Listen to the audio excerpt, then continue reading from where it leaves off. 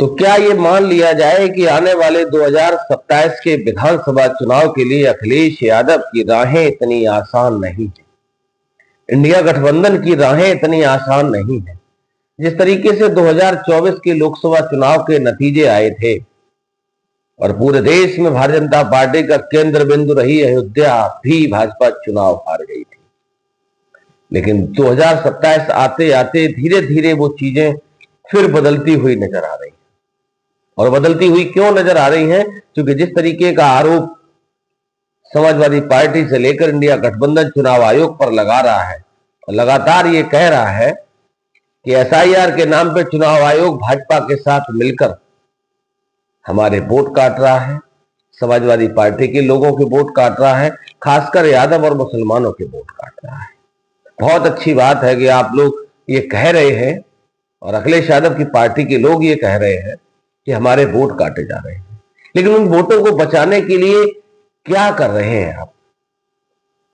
कौन सा प्रयास कर रहे हैं आप? आपके नेता जाते हैं सेल्फी पॉइंट पर बीएलओ के साथ 2 फार्म पकड़कर फोटो खिंचाते हैं और फोटो खिंचा के सोशल मीडिया पे डालकर अपने आप को बहुत बड़ा आपकी पार्टी का हितैषी बताते हैं और वापस चले आते हैं, हवाबाजी करते हैं।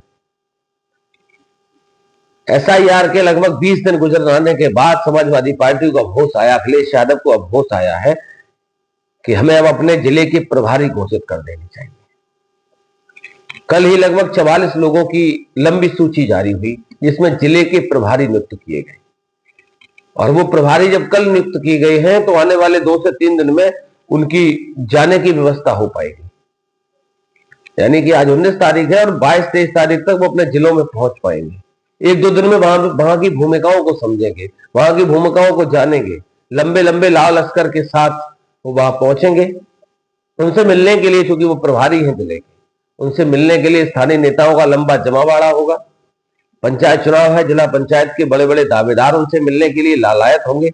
उनकी सेवादारी में, हुजूरी में कोई भी कोर कसर नहीं छोड़ेंगे और तब तक एसआईआर में बचेगा 1 हफ्ते का समय। यानी कि समाजवादी पार्टी और अखिलेश यादव पूरी तरीके से 30 दिन के एसआईआर के पूरे प्रकरण में मात्र 5 दिन उनके प्रभारी और वो काम कर पाएंगे। आज जो एसआईआर के नाम पर बीएलओ के साथ मिलकर जो एसआईआर के फॉर्म भर रहे हैं, अगर कुछ % लोगों को छोड़ दिया जाए तो बाकी का आलम यह है कि सुबह 11 बजे बढ़िया लंबा चौड़ा कुर्ता पहनकर जाते हैं और जाने के बाद बीएलओ के साथ बैठकर 4 फोटो खिंचाते हैं, 4 लोगों से 40 बातें करते हैं और उनका ही चाय, उनकी ही नाश्ता करके वापस चले आते हैं और वहां बैठकर जिला पंचायत और ग्राम प्रधानी का चुनाव भी कराते हैं। ये आलम है समाजवादी पार्टी के कार्यकर्ताओं और नेताओं का और ये दम्भ भर रहे हैं कि 2027 में हम भाजपा को सत्ता से उखाड़ फेंकेंगे।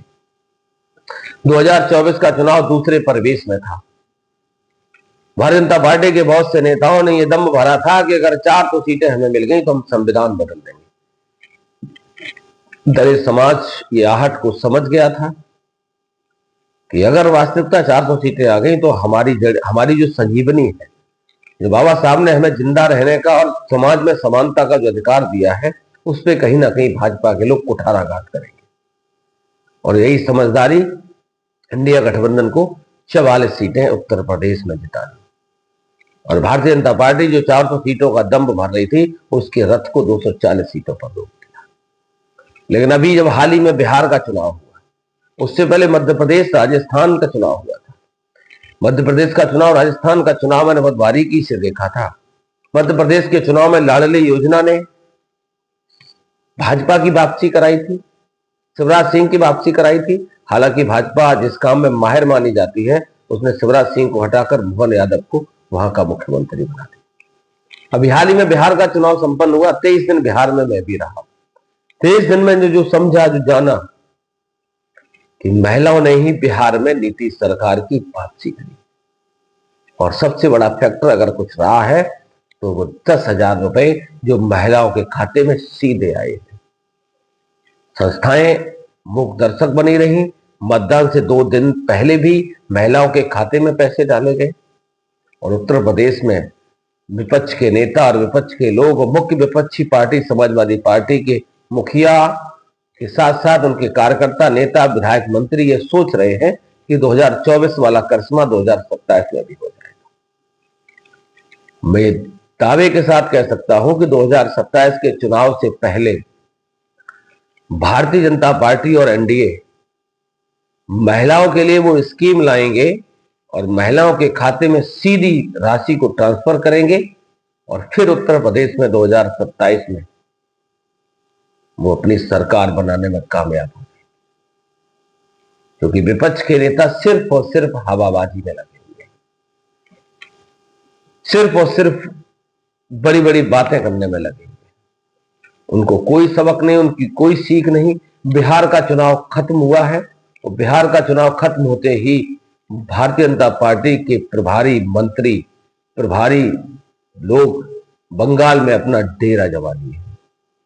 उन्होंने बंगाल में काम करना शुरू कर दिया है और यहां उत्तर प्रदेश की राजनीति का आलम यह है कि 80% राजनीति सोशल मीडिया पे डिपेंड है। जो सबसे ज्यादा सोशल मीडिया पे दिखेगा वही सबसे बड़ा नेता होगा। अब आप लोग कमेंट में बताइए, क्या वास्तविकता विपक्ष 2027 की लड़ाई लड़ने की तैयारी कर रहा है या फिर 2024 के नतीजों में हतोत्साहित होकर अपनी कब्र खोद रहा है? आपके कमेंट का इंतजार है।